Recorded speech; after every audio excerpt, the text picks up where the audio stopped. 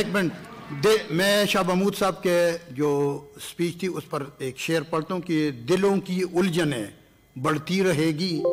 اگر کچھ مشورے باہم نہ ہوگی. Leader of the opposition please. Leader of the opposition کے بعد بسم اللہ الرحمن الرحیم.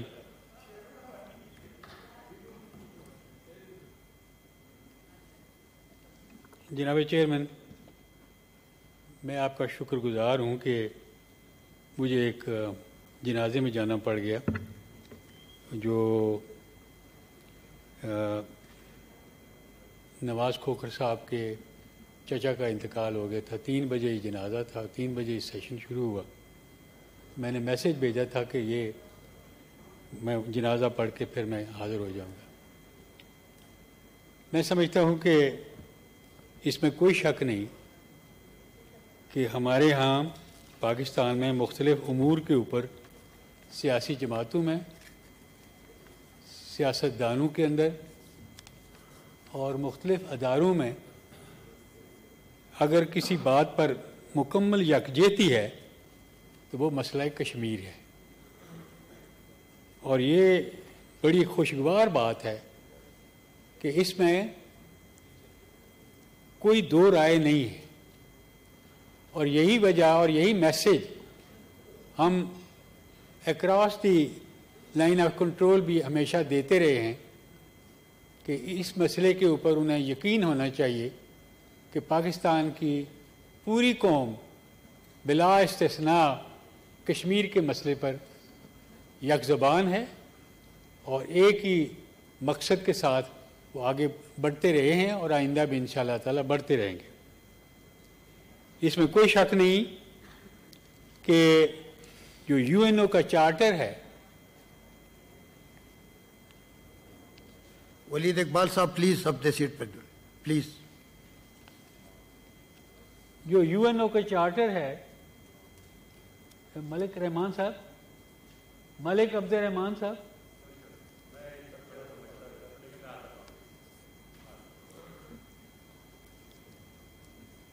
UNO کا جو چارٹر ہے سر، میں عرض کر رہا تھا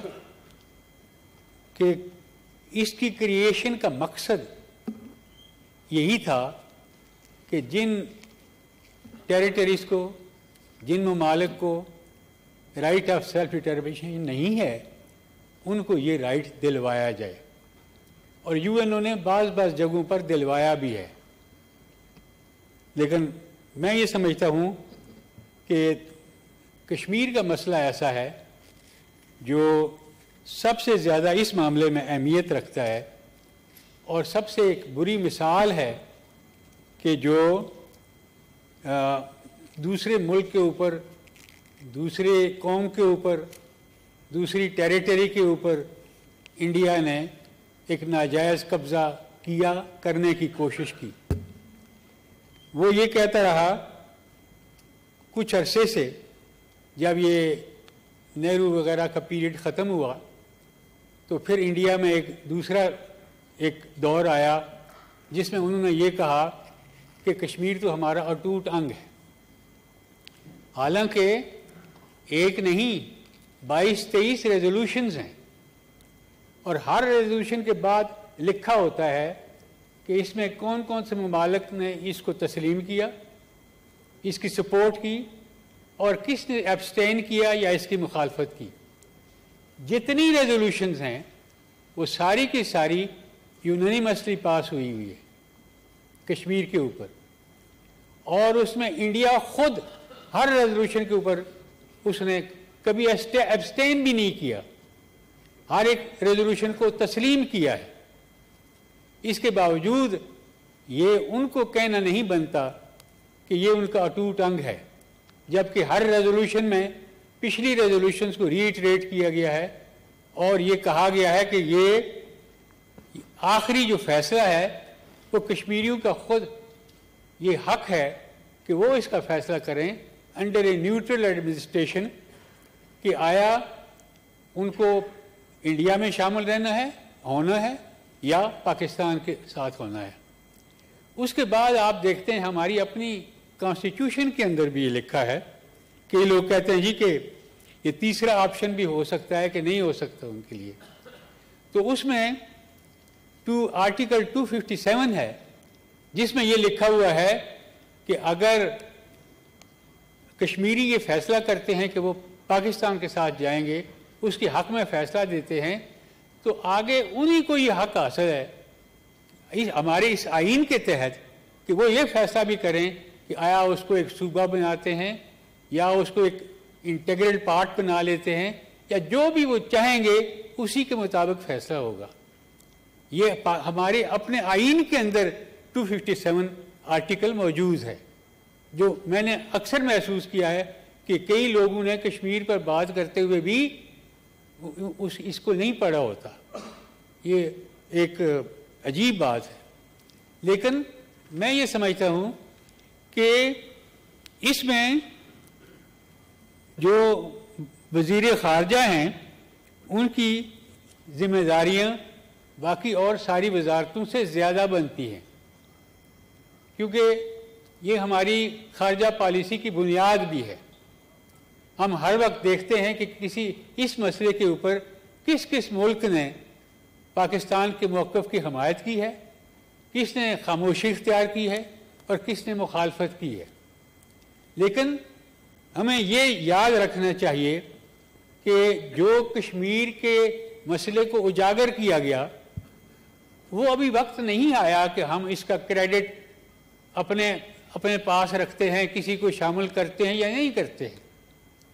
وہ وقت ابھی نہیں آیا، اور یہ بڑا پری میچور ایک طریقہ کار ہوگا کہ میں کہوں کہ ہم نے جو یہ کر دیا تھا اور یہ کوئی معمولی بات نہیں تھی اور فلاں نے ایسا نہیں کیا. یہ بات بھی ایک نیگیٹو طریقہ ہوگا اس مسئلہ کشمیر پر بات کرنے کا. اس لیے میں گزارش کروں گا وزیر خارجہ صاحب سے کہ جو اس مسئلے کے اوپر آپ کی ذمہ داری ہے وہ باقی ساری کابینہ کی بھی ذمہ داری ہے، پرائم منسٹر صاحب کی بھی ذمہ داری ہے، صدر مملکت کی بھی ذمہ داری ہے اور اپوزیشن کی بھی ذمہ داری ہے. لیکن اگر ہم بات کرتے ہوئے اپنے اس لیول سے اتر کر، اس پیڈسٹل سے اتر کر نیچے آ کر ہم اپنی جو مقامی سیاست ہے اس میں اس کو استعمال کرنا شروع کریں گے تو ہماری بات میں نہ وہ وزن رہے گا، نہ اس کی کوئی ایکسیپٹیبلٹی اتنی رہے گی جو ہونی چاہیے ملک کے اندر یا ملک کے باہر. جس بات کو ہم خود یہ کہتے ہیں کہ ایسا نہیں ہونا چاہیے، ہمیں خود بھی اس سے اجتناب کرنا چاہیے. اس معاملے کو مقامی مسئلہ نہیں سمجھنا چاہیے، پولیٹیکل معاملہ نہیں اس کو تصور کرنا چاہیے، اور اس لیول پر اترنا ہی نہیں چاہیے، کیونکہ آپ کے اپنے الفاظ میں پھر وہ وقت نہیں رہے گی ملک کے اندر اور ملک کے باہر. اگر ہیومن رائٹس کمیشن UN کا جنیوا میں اگر انہوں نے کوئی رپورٹیں دی ہیں، میں سمجھتا ہوں کہ اس میں پاکستان کا بھی حصہ ہے اور جو ڈائسپورا ہے پاکستان کا پوری دنیا کے اندر ان کا بھی بڑا حصہ ہے. لیکن آپ دیکھتے ہیں کہ اس میں جب وہ مظاہرے کرتے ہیں تو اس وقت شامل ہوتے ہیں اس میں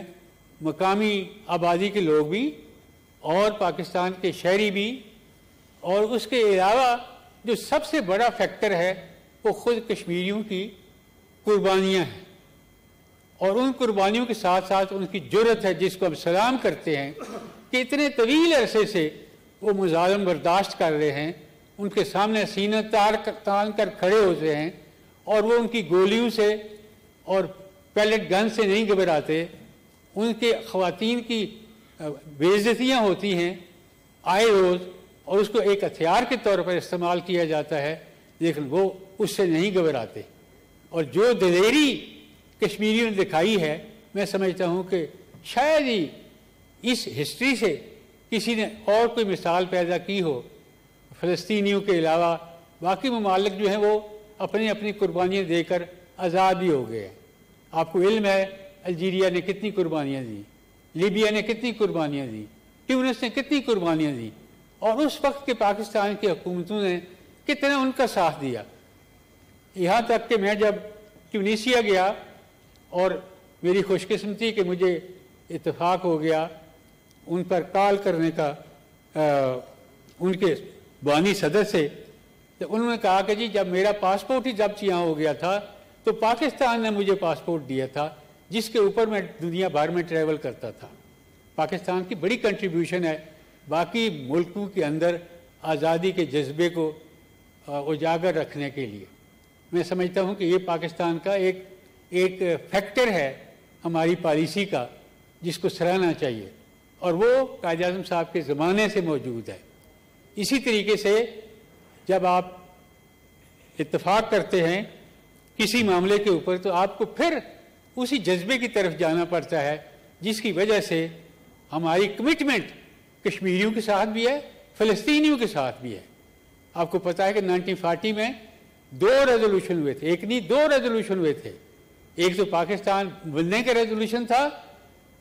لاہور ریزولوشن، جس کو بعد میں پاکستان ریزولوشن کہا گیا، اور دوسرا ریزولوشن تھا فلسطینی لوگوں کے حقوق کا ریزولوشن، جس کو بڑا سراہا جاتا ہے وہاں۔ لیکن ہماری خود کچھ کمزوریوں اور غلطیوں کی وجہ سے، ہماری غلط پالیسیوں کی وجہ سے کچھ مسلمان ممالک میں یہ کیفیت صحیح نہیں رہی۔ لیکن ہمیں خوشی ہے کہ جو مڈل ایسٹ کے اندر مسلمان ممالک کے اپنے درمیان جو اختلافات ہو گئے تھے اس کو دوبارہ سمیٹا جا رہا ہے، اور سعودی عربیہ اور جو قطر، ان کے درمیان بلا وجہ اختلافات پیدا کر دیے گئے تھے۔ چند دن پہلے انہوں نے اس کو سمیٹنے کے لیے آمادگی کا اظہار کیا ہے، اور انہوں نے ایک دوسرے کے لیے اپنے زمینی اور ہوائی راستے کھول دیے۔ میں سمجھتا ہوں کہ یہ ایک بہت خوشگوار ڈیولپمنٹ ہے، اور انشاءاللہ تعالیٰ اس کے نتائج مسلم امت کے لیے، پوری امت کے لیے اچھے برآمد ہوں گے انشاءاللہ تعالیٰ۔ اس میں کوئی شک نہیں کہ جو کردار OIC کو ادا کرنا تھا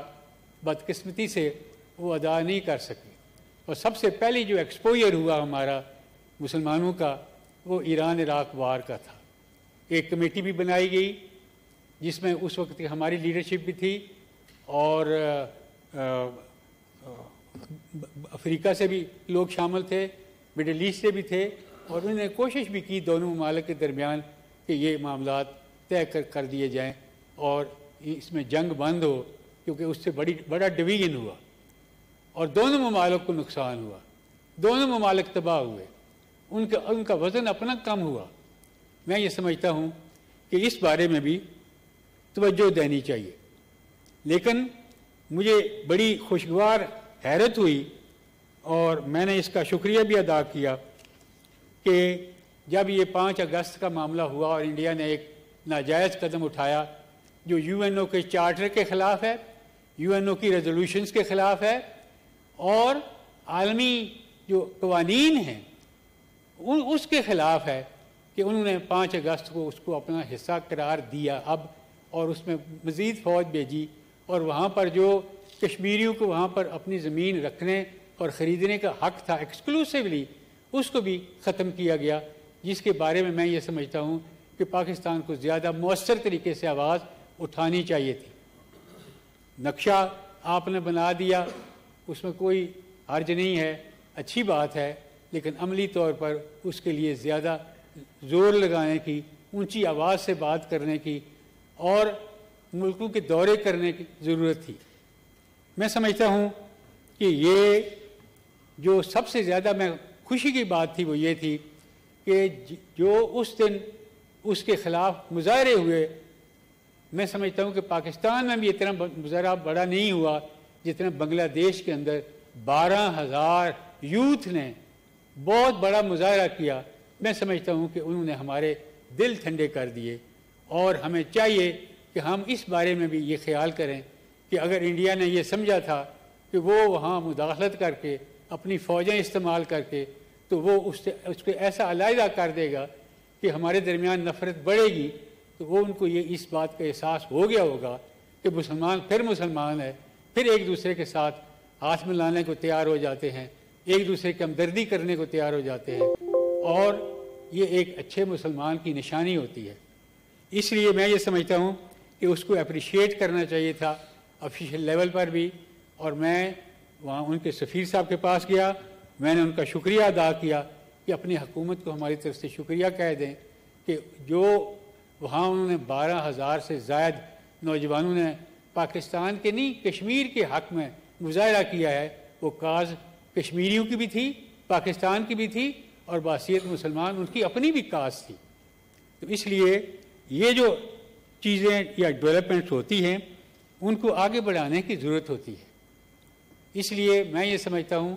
کہ پہلے بھی میں نے گزارش کی تھی، وزیر خارجہ صاحب یہاں موجود تھے، کہ آپ کوشش کریں کہ جو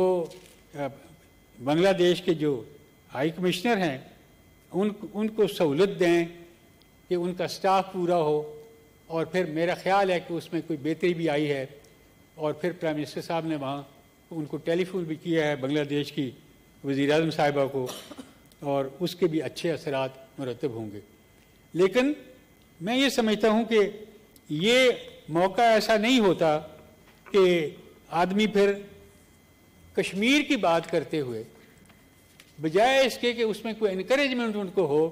کہ پاکستان یک زبان ہے، یکجہتی ہے اس میں، اور سارے لوگ اس پلیٹ فارم پر اکٹھے ہیں، ہم باتیں کرتے کرتے پھر نچلی سطح پر آ جائیں اور ایک دوسرے کو پھر تانا زدی کرنا شروع کر دیں، یہ ٹھیک نہیں ہے۔ میں سمجھتا ہوں کہ آج کا دن ایسا ہے کہ جو UN کی ریزولوشن پاس ہوئی تھی، مجھے اب تک یاد ہے کہ 5 فروری کو جب پرویز مشرف کی حکومت تھی اور ہم نے یہاں ایک مظاہرہ کیا جس میں وکلاء بھی تھے اور عام لوگ بھی تھے، پولیٹیکل ورکر بھی تھے، تو ہمیں پنڈی میں وہاں پر پولیس کا سامنا ہوا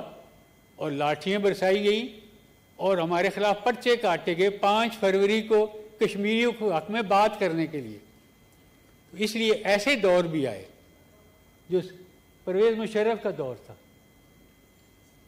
تو اس لیے میں یہ سمجھتا ہوں کہ یہ ہم ان پولیس والوں کو ہم کہتے رہے کہ تم پاکستان کی پولیس ہو یا انڈیا کی پولیس ہو، کہ تمہیں کشمیریوں کے حق میں آواز بلند کرنے برداشت نہیں ہوتا۔ بہرحال وہ پھر جو یہاں اس وقت SSP تھا وہ اس کو بعد میں DIG بنا دیا گیا اپنی اس کارکردگی کے اوپر۔ یہ مرحلہ بھی آتے رہتے ہیں، لیکن ہمیں اپنے مقصد کو بالکل سامنے رکھنی چاہیے، اپنی منزل کو دھندلانا نہیں چاہیے، اور ہم یہ سمجھتے ہیں کہ یہ ایک ایسا مسئلہ ہے جس میں بجائے اس کے کہ ہم اس سطح کے اوپر ایک نیشنل سطح کے اوپر ایک اصولی بات کریں اور ایک دوسرے کی دل آزاری کی باتیں نہ کریں، تو انہی الفاظ کے ساتھ میں آپ سے اجازت چاہتا ہوں۔ آپ کا میں شکریہ ادا کرتا ہوں۔ عائشہ رضا فاروق صاحبہ۔ تھینک یو چیئرمین صاحب۔ میں ڈسکشن کرنا چاہتی ہوں آج کے ایجنڈا پہ۔